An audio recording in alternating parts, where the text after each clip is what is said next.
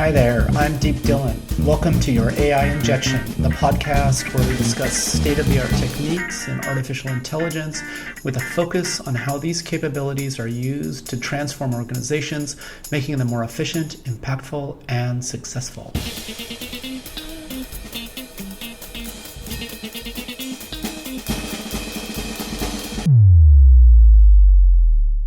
Welcome back to your AI Injection. This week we'll be discussing the role of AI-based synthetic voice generation in audio advertising. We're speaking today with David Ciccarelli. David's the CEO of Voices.com, a large audio services marketplace. I can't wait to speak with him and learn more about the world of audio advertising. So David, please tell us a little bit about how does AI voice generation models, how do these models work at a high level, and why does this matter in the world of audio advertising?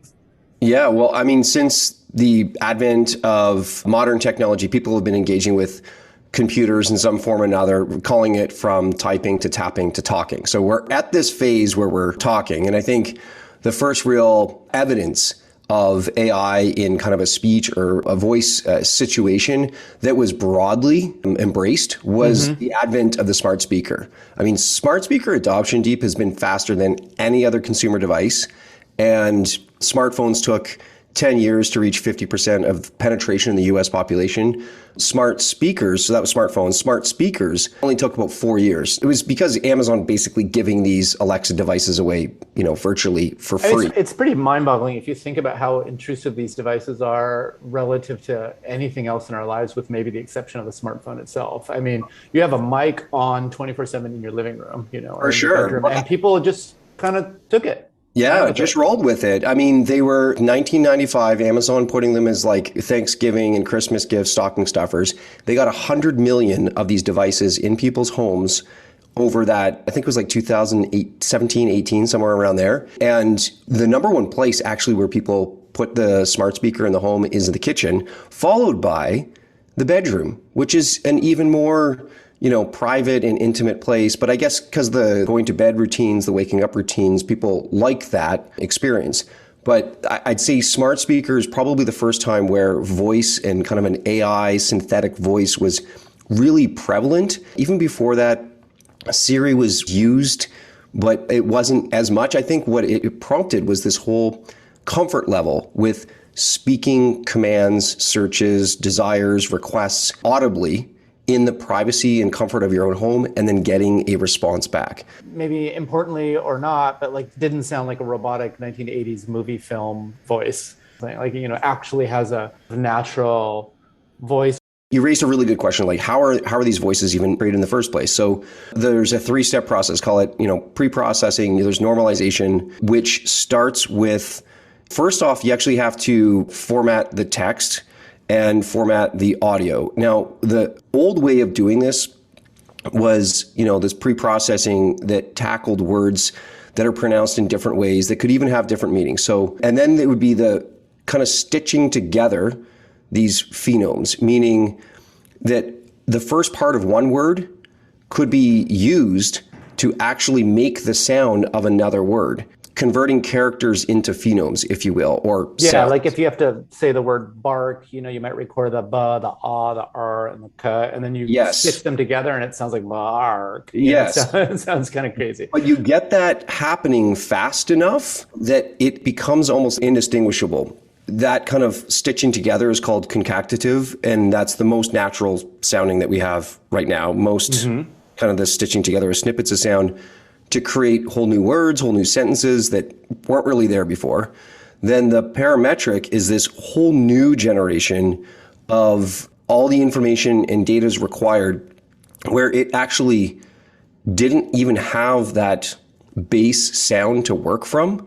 I know it's a little bit beyond my educational background myself as an audio engineer, not a data scientist, not an AI expert in that same sense, but creating these parameters that allow contents and characteristics of speech to be kind of created and controlled and manipulated that wasn't in the original recording.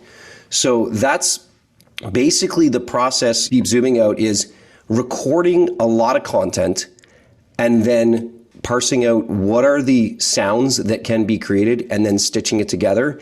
And then that next level is okay, learning from the sounds that are stitched together, can we make derivative sounds that weren't actually recorded? They're almost like byproducts or derivatives that ultimately create the illusion of a voice that wasn't ever recorded. So one of the things these models are trying to learn is on behalf of a particular person or speaker, which is like, how are they taking their pauses? How are they speaking with a particular emotion or a particular level of maybe aggression or lack of aggression or calmness, what have you? Well, Google had a demo a number of years ago that really kind of caught the world by storm and the imaginations of many of us, because the AI voice was purposely inserting those human elements, going, okay, let me just think about that. And it was like all of these... The stuff that we spend so much time trying to get rid of is... Exactly. There were like these humanisms that were completely unnecessary. Obviously, they were inserted purposely to make the voice sound more natural, as if it was quote unquote thinking. And then it just sounds really awkward because now it's like somebody like faking being natural. You know, engineers are actually inserting those human elements of the pauses. The other aspect is, how are you creating emotion, which can be done through a higher voice, sounds, more excited, and you've got a lot of energy when you're up here. Or even speaking faster can sound more aggressive, or again, more energy. Slower sounds more demure, paced, maybe contemplative. You're thinking through something. Even just with elongating and compressing in terms of on the time horizon, how long or short it takes to say something, it gives the impression that someone's thinking about it or they're rushed and excited. That's how the human ear interprets what we're hearing. So let's take a little bit of a turn. So when we move forward, just so everyone knows, you've got some text now, it's sitting there, and now you're going to kind of, you pick a voice, you've got this kind of like new AI synthetic generation of voices that are getting increasingly more accurate as humans. Tell us a little bit more about sort of your background with how did you get into the audio recording field and what inspired you to create voices.com, and why are we talking about synthetic voices? Yeah, growing up, I've always been fascinated with sound. Maybe it was when I graduated from high school, I went to an audio engineering school, learning how to record and mix and produce sound. I actually opened up my small recording studio of my own and got my name in the local newspaper on my birthday of all days. And that's how I met Stephanie, who's now my dear wife, and we ended up working together. And I said, listen, I'll be the engineer and you be the female voice talent, and we'll split the money 50-50. So that's how we started working together. And for us, it was get out of the recording business and instead pivot to running this online marketplace. And that's what voices.com is. It's an online marketplace where we, host voice talent, make them available, where they can showcase their work, and they're available for hire. So clients would post a job and the talent would reply with a quote of how much they're willing to do the work for and a sample recording of their voice. Interesting. So tell us a little bit like what's the universe of uses of voice actors? We have 12 use cases. The number one is what we just call online video. Think of it everything from an explainer video, a product tutorial, it could be a short social media campaign. But after online video, it's e-learning. So companies teaching their employees or compliance videos. And then we kind of go down from like commercials on radio and television, phone system recordings and video games, audiobooks, podcasts, right? There's a lot of applications. But the number one are these online videos. And I think that's because they have such a short shelf life. Once somebody's seen this video once, they're like, I get it. I've already seen this thing before. And they just scroll past it. And then the shelf life is expired and they got to constantly be creating this new content. And so that part of the driver here is that maybe in the past you had like a big budget ad that was going to go out at a national level and you could afford to pay human talent to do that. But for some of this like really tiny, small ad runs, maybe there just isn't a budget to pay for a human. Is that part of it? Or I'd actually argue it's almost the other way. And what we developed is this 2x2 matrix inspired by kind of a McKinsey 2x2 matrix called the synthetic voice matrix. And, people can Google that and find what it looks like. In short, it's saying on the horizontal axis, we have like time, right? The duration of the content that's being heard. and deep, generally speaking, the shorter the instance or interaction that you're listening to, it's actually more suited. And I'm talking short, like 10 seconds. And think of these like turn-by-turn directions, and better yet, actually where the content is changing all the time. So train stations, subway stations, airports, that is where you have very short bite-sized information. And then the content itself is dynamic. It's 5 seconds. It has infinite possibilities. You can't possibly have a talent go into a recording studio to record all those variations and iterations. What are all these iterations? Is that because you're maybe taking like an ad concept, but you're having them localize it to a particular city, and now you got like 10,000 city names that the ad is going to render? That's like that? One. So I'd actually argue that these applications or use cases are more industrial in nature, and that an advertisement is probably better still used like working with a human, like a voice actor. Okay. So you're thinking more like you call the corporate office and then they ask you something and it's going to say something, that kind of stuff. Yes. Or again, going to this, news, weather, and sports, right? You're asking, like, what city are you in? Oh, in the city of, New York City, the weather today is on April 8th, 2021, 2022. It's kind of stitching these together. It does sound a little bit disjointed, but given the fact that the interaction is under 10 seconds, maybe definitely under 30 seconds, people's tolerance for that disjointed listening experience is very high because it's utilitarian. You just need the information. You're not looking to be entertained. You're not, I just need to get the information. You're like, thanks for letting me know. Good to carry on. However, to kind of close off this synthetic voice matrix, when the duration of the listening experience is longer than a minute, go as long as, an hour, 2 hours, you can think of movies and games. That's where a voice actor can lend a hand. People want to hear from other people in that situation because they're enthralled in the content. So that's kind of the difference that we see between where a voice assistant or an AI voice would be suitable versus a live human voice actor. On the machine learning front, these systems are still fairly in the early days. I mean, deep learning's opened up an awful lot of ability to learn particular humans or like blend of a particular set of humans into a particular voice, but we haven't probably made too many strides along the acting front. No, and and part of that is because the inputs, right? Remember we talked about that source material. If the source material for creating a synthetic voice is a blend of 25 different people, and it's all kind of, mixed together, you do get a distinct sound that is of no one person, but what it lacks is probably that it's, regular everyday folk just reading a script, and it's nothing in particular. The point of the script is to actually capture as many different sounds as possible. However, if you actually hire an actor to produce a synthetic voice of their own, okay, this is where we're starting to see it go, is that actors out there are saying, you know what, I can actually replicate myself. So that if somebody wanted to hire me, I can do it live, or they can license my own voice. So it's kind of the best of both worlds for progressive voice actors and actors of, all walks of life that can open up new work opportunities. They don't always have to step up to the microphone in the vocal booth. By creating, in effect, one of these speech engines, and you don't need more than 2-3 hours. It used to be 60 hours of source content to produce a voice. Now it's down to 2 or 3. Adobe claims that they can do this in as little as 20 minutes, where, they've got the source content, and now you can basically edit audio by typing out, I missed a word. I'm literally typing text and it's playing it out.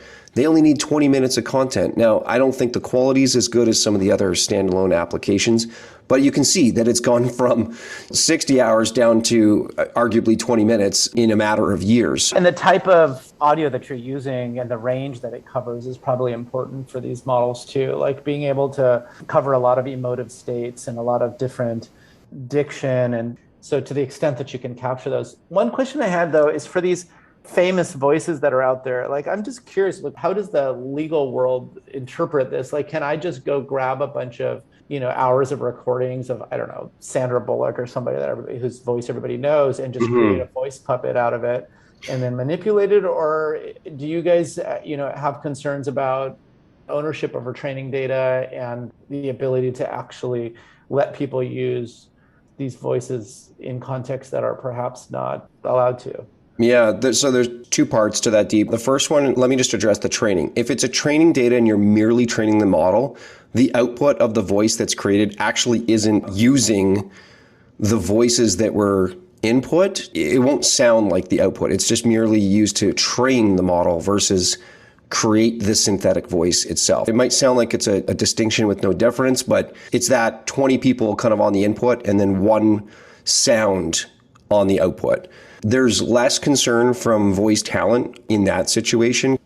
However, in those situations where somebody wants to go in and get this content that is out there in public domain, not legally in the public domain, but it's out there, and then produce something, I mean, that is, candidly illegal, because you cannot, using that person's image and likeness, just like you can't take a photo of someone and then use it for commercial purposes without their consent or due consideration, i.e. a payment. So that's where the line is this in the public domain and is it for commercial purposes? That's where it's like, if you're going to be an AI-driven company looking to create a voice or work in this space, then hire the voice actor. You're listening to Your AI Injection, brought to you by Xyonix.com. That's Xyonix.com. Check out our website for more content, or if you need help injecting AI into your organization.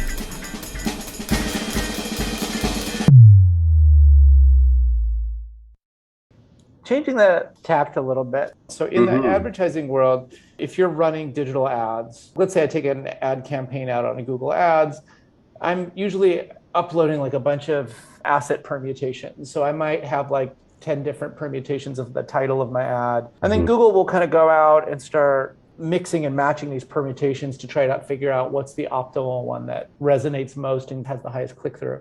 Are you seeing that level of usage of synthetic voices now in ads where folks are creating kind of myriad asset permutations and then going through and measuring? Yeah. I mean, it had been done historically with just producing 200 radio ads for each local and regional market across the United States. Now what we're seeing is someone creating, let's imagine it's a gym, right? And it's a franchise where they have locations across the country. And instead of creating 200 ads where the tag, it's that little call to action at the end, the tag is having to be recorded each and every time. Now what we're seeing some companies experiment with is, why don't we just create one and then have this AI voice, if you will, produce that call to action. So it's like, meet with Lucy at your local Albuquerque gym, right? And so it's like this stitching together the local rep and the city at the end, or the local phone number. And what the producer is doing is just typing that content out, and then that bit of the ad is actually being read out. Yeah. It could even be in a different voice. It doesn't have to be in the same one necessarily. But we see that for gyms. Another one is car dealerships, insurance companies doing this. They're trying to localize the content and then mass produce it. Why? Because they're favoring personalization of like sounding like, oh, the message that I'm hearing is localized and targeted to me, and it kind of sounds much more personal. I mean, that makes sense, right? Like you're, I don't know, a younger female and you're buying something, you're going to have like a default increased level of trust with a voice that's closer to yours than maybe one that's significantly further away. So it would make sense that the ad targeting is going to start to like direct those voices that have a higher maybe trust or belief level with you. So, well, you bring up a really important point, and we've actually validated this with research, that people like to buy from people who sound like them. Yeah. right? Yeah, they do, and look like them too. I mean, Yes, these are very exactly. base human instincts, Oh, right? for sure. So the sound like them is, because it's like, oh, who's better for a radio campaign? Is it male or female? I'm like, well, who's the audience you're trying to reach? Because just mirror who you're trying to reach. Humans are always trying to seek comfort in the familiar, and all humans have like a default. I mean, not to get too psychological, but we have a default in love with ourselves state Mm. that is just sort of the part of human nature. Yeah, you want to feel like there's a sense of belonging, right? And Mhm. whether a brand advertisers are tapping into that. They know that if I can sound like what we call the authoritative expert, the guy or gal next door who's always up on pop culture and news and here's the latest about Elon Musk, whatever it is, and can share that information, that's kind of the posture that ends up coming out in the ad. It's like, "Psst, hey, Deep, did you hear that thing that Musk did the other day? Like crazy, right?" It's kind of this inside information. That's what a lot of people want to hear. That's the character that you probably want to hire in your advertisement.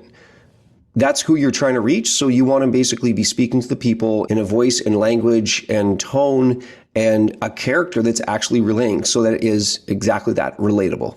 How do you measure effectiveness of these voices that are being generated, and how effective are they getting? We did actually run a study with a company called voicebot.ai to actually uncover, can people even distinguish human from robot? That was basically the Mhm. premise. And candidly, our business is largely based upon hiring people to do voice-over projects. So we wanted to understand, like, hey, how much of an existential threat is this? Most people could distinguish the difference. However, they actually had to listen. It was more of like, how much content do you have to listen to go, oh, that's the robot versus human, right? Yeah. And it actually found it was about 5 to 10 seconds. Now, this was a couple of years ago, but let's just go with this 10-second idea. Even if it is 10 seconds, it also matters of what's the application. If it's industrial in nature, I don't really care what the automated parking garage system says to me. I know there's not a person in the elevator Right, talking to right, me. right. When it's a audiobook or a game or it's something that I'm expecting that somebody is telling me that story, that's where my expectations are. It's an actor. So under 10 seconds, not only can people not really tell the difference, they also don't seem to care all that much, or they're getting to the point in a lot of applications, assuming that it's some kind of synthetic or AI voice that's doing that recording. Over that, the other emotion that we found that was uncovered in people in listening to these was this elevated sense of anxiety, this tension, because they kind of became unsure. And if you're unsure if it's human or robot, then they're like, do I trust this voice and what the information is telling me or not? And it was a very unexpected discovery in that research. At like 10 to 30 seconds, people were trying to discern whether it's one or the other. But as soon as you hear some glitch, some non-human artifact, then you kind of feel like, oh, I won as a human. I know that that's really a robot, and now I feel at ease. At least I know.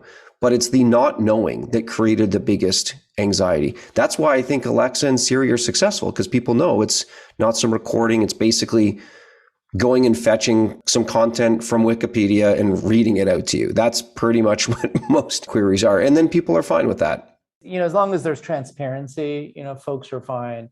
But at the same time, even if you know it's a robot, having it be a less annoying robot is also important. And Yes. so human-like is valuable, because it'd be hard to listen to the speak and spell voice for too long before Yeah. you're kind of just done with it.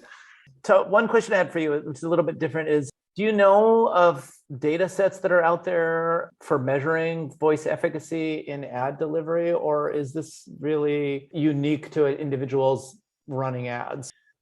Yeah, I'm not familiar with one myself. What I do know is a lot of this is done still with basically small sample groups, focus groups, if you will, like listening and making kind of preference choices for what they're hearing and what they're discerning. But in terms of this data set is the most human, what we're experiencing at voices.com is, let's just call it big tech without naming names, big tech companies saying, we want 100 hours, we want 1,000 hours of sample content to train these systems. So it's not to produce the voice. Every big tech company has a voice, but they're looking to make that voice better, both from speaking and from listening. But it's more of the how do you respond in that situation? It's all of those nuances. So the engine for Alexa or Siri, this is why you can change Siri to sound like somebody different. You can change Alexa as an engine. Behind the scenes, I'm sure you're aware, is Amazon Polly, where basically it's one engine with different, almost like voice skins, if you will, that, to our ears sound like a different person, but it's the same engine that's powering it behind the scenes. That's one of the big challenges, is gathering data in a structured way, because there's two parts to it. It's the recording, yes, but then it's having the source of truth of what are the actual words that were said with an expected emotion, and having those two kind of matched up. That's what you need to train a model, not just source content of random people talking into phones or into smart speakers. I don't know what that person was going to say or what the expected emotion was going to be. It's just a recording. So I don't think, from my understanding and what I've seen, you might disagree on this one, Deep, but I don't think big tech are just harvesting all these recordings to improve their synthetic voices, because the data is so unstructured. You don't know the location, the emotion, the words to be said. All of that's kind of missing, which is why many of them are coming to Voices to say, can you create a structured data set for me so that we can train these engines? Well, let's talk a little bit about that. So within voices.com, what's unique about your data set? I mean, I can imagine I think you have millions of voice actors. That alone probably makes it quite distinct. Sure. So the main use and why, as we talked about earlier, was why someone would come to voices.com is really to hire a human voice actor to, record for commercial, an online video for their phone system. That they want a person to do it. However, there are situations where AI enthusiasts, data scientists, innovation labs are saying, no, we want to create our own synthetic voice engine, but we need a lot of data to train so they want to give you input like excited, female voice, this age demographic. Yes. And then boom, you can farm that out to your voice actors because you know who those folks are. They can render an excited for that reading. They can tap into it and they can start to build out their training. Exactly. So then what we deliver back is a spreadsheet of file names with the lines that are read with tabular format. And then in effect, Dropbox or equivalent, however it's sent, all of the source audio files. And that's what needs to be sent, is like audio file matched up with the attributes or the metadata about that audio file. And that's what's being used to do that training. The other thing we're hearing is to be in a certain environment. We want this voice to sound like it's in a cafe or something, in a car, or in an airport, or there's just different environments as well. But emotions, definitely a big one, but not to mention getting into different languages entirely, because this is a very untapped, it's highly English centric right now, all of these voices. There's been very little to be done, probably because the work's not done in English yet. And so let's perfect that before moving on to, a dozen. Or it just follows the natural distribution of language popularity intersected with places that have money to pay for machine learning to be built for those. Yes. So it's kind of an interesting evolution. So you started off with a very specific use for these voice actors and actresses that are basically doing things that have maybe been done traditionally over the last N number of years. Now you've got these new entrants that are sort of tapping into it because it's a great way for them to train their models. How do you think about the resulting models that they generate and what role your business plays in those? Do you think about it as I will always be the business that provides the training data to improve these because I have the real humans? Or do you think maybe I take those models and help my humans represent themselves outside of, they build their own voice puppets, if you will? Yeah, we know that it is very hard to accumulate this data at the scale that it's being asked for. I mean, we've had projects that have requested over 3 million words. So these are massive engagements. They obviously couldn't go out to get this or don't have the time or expertise to go get that kind of data. Again, they're not people on the street. They have home studios. So the quality of the audio is Yeah, very, no, that's really important because anyone could go to Mechanical Turk and ask a ton of people to record yes, stuff, but they're going to almost exclusively do it on their iPhone or their do it Android on their device. phone. And Yeah. they're going to do it wherever they are because they're not used to thinking about all these things that your voice actors and actresses are thinking about. Mm-hmm. Like your voice actors know about background noise and they know about, all these other things. And they also, Having a good microphone, having what I have right in front of me now, it's called a pop filter or windscreen to Mhm. eliminate the plosives, right? You don't want to pop and kind of, these kind of artifacts, how close you should even be to the microphone. One secret technique, if you will, is the closer you sound, the more intimate it sounds. Whereas the farther Oh, back, yes. and these are the things that kind of create emotion. It's like, it sounds very intimate and up close when I lower my voice and soften it, but lean into the microphone versus when I step back here, I can be much more bigger and verbose and, I can put on a show and the talent know how to do that. And that's going to come through with an actor of how to quote unquote work the microphone. So I think there's a future where talent will be needed for this. There's also a future where I can definitely see talent going, you know what, I've done a number of these to train the systems. Can I actually almost procure the creation of a clone of my own voice? It's almost like if I get a request for an edit or some small little change, or think of an on hold phone system, you're put on hold and they have these seasonal updates every Yeah, now and then. no, you're sort of in an interesting position as a company, right? Because you have the voice talents to create really nice, high quality voice. What do you call them? I call them voice puppets, but that might not be the terminology you use. Oh, Like like a clone, like a voice. I mean, it's basically it's a synthetic voice. you're well poised there. But you also have the consumers of that audio as Yeah. well. But I'm guessing that you might have a lot more consumers lined up in traditional channels and you're trying to like find new channels like maybe video game producers or other places that need synthetic voices as opposed to human voices more. Where are you with respect to the folks who are making the voices? Do you see that ultimately that you merge or acquire one of these firms and bring that capability in-house so that you can sort of evolve it, or how do you think about that? That's definitely a possibility. The number of firms that are creating these synthetic voice engines, I mean, there's probably 20 or 30 that are like, you can, Google AI voices and see them and hear them, and they're sounding pretty good. Now, each of them wants to kind of claim how many, with our engine, you can pick between 150 voices in 20 different languages. Like, that's an important element. So I would say that they want to expand their capability. I think with all respect, I mean, obviously, tremendous innovators, tremendous engineers to even create that engine in the first place. However, if you're an ad agency, you probably want the emotion. They're representing a brand, and therefore they just want to be able to make sure that everything is pronounced exactly perfect the way they want. And they don't want to be emulating the human voice. They just want the human voice. So I think what some of these text to speech applications, they're looking for the use case where it really makes sense, where there isn't a budget to hire a voice actor, and where the content is maybe so long, so dynamic and changing all the time. So I described a number of these industrial applications. The other end of the spectrum, interestingly enough, is like corporate compliance videos, like not corporate training where it's like a product launch and it's kind of all hype and it's almost like a product marketing video. I'm talking about like compliance and training.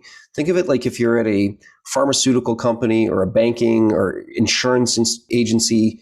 Every one of your agents or every one of your employees has to go through hours and hours and hours of compliance every year. Does that curriculum designer who's sitting in the human resources department, do they want to do the voiceover themselves? No. Are they woefully underfunded? Yes. But they still have to produce this video content that 5,000 or 50,000 employees all have to watch. So to augment it from just a PowerPoint only, and they realize they also have an accessibility mandate. Oh, you also need to have this dubbed over, if you will, in 10 languages that our employees speak. How are you going to do that with very little budget? Yeah, that makes sense, right? It's not like a Hollywood film where you can No.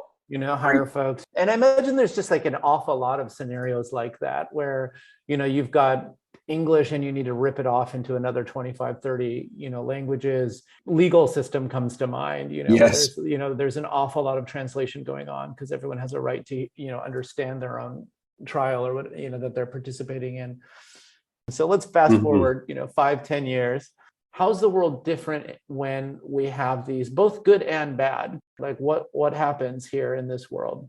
Well, I think for the content producers, B2B marketers, storytellers, creating audio is difficult, right? And so I think in that world that you're describing, the creation of voice content will be much easier. It will be sounding much more fluid and natural. Again, fast forwarding kind of that many years. And you're right. The tipping point is when the synthetic voice is indistinguishable from a human, and not just over 5 seconds, over like a duration, 5 minutes. And I really cannot tell the difference. And so that will mean that probably more audio content. I think it makes the world a more accessible place. It means whatever environment you're in, whatever content you want to consume, I want this article read out to me. I'm a big podcast and audio guy. I have 500 audiobooks on my iPhone. I listen to content all the time. A third of the world population. I'm the same way. I've got a ton of audiobooks and I listen to podcasts constantly. Oh yeah, that's really the benefit. Is a third of the world's population are considered auditory learners, and therefore that's how we like to consume content, and not just content to merely be entertained, but also to be educated and informed. And at present, not all of it is like that. So I think there's an opportunity for publishers and content producers to make all of their content universally accessible with audio. Yeah. Yeah, the accessibility thing is real. There's an awful lot of folks that just simply can't see. There's other folks in different scenarios. Like you benefit from having it accessible via audio, and then there's the crowd where it's like, I must have it via audio. Or again, engaging with the world around us. I mean, imagine being in a country that speaks a different language, whether it's, you receive literature digitally, it could be translated and voiced. It's almost like the universal translator in audio format, like in real time. So I actually don't think that that's all that far-fetched. Our mission is to make the world a more, accessible place through the power of the human voice. That's what we're trying to create. Awesome. And this conversation today has actually given me an opportunity to share that. So thanks so much, Deep. Yeah, well, thanks so much for coming on the show. This has been a blast of a conversation. That's all for this episode of your AI Injection. As always, thanks so much for tuning in. If you've enjoyed this episode on AI voice generation and advertising, please feel free to tell your friends about us, give us a review, and check out our past episodes at podcast.xyonix.com. That's podcast.xyonix.com. And please drop us a note if you've got specific things that you'd love for us to cover here on your AI Injection. That's all for this episode. I'm Deep Dillon, your host, saying check back soon for your next AI Injection. In the meantime, if you need help injecting AI into your business, reach out to us at Xyonix.com. That's Xyonix.com. Whether it's text, audio, video, or other business data, we help all kinds of organizations like yours automatically find and operationalize transformative insights.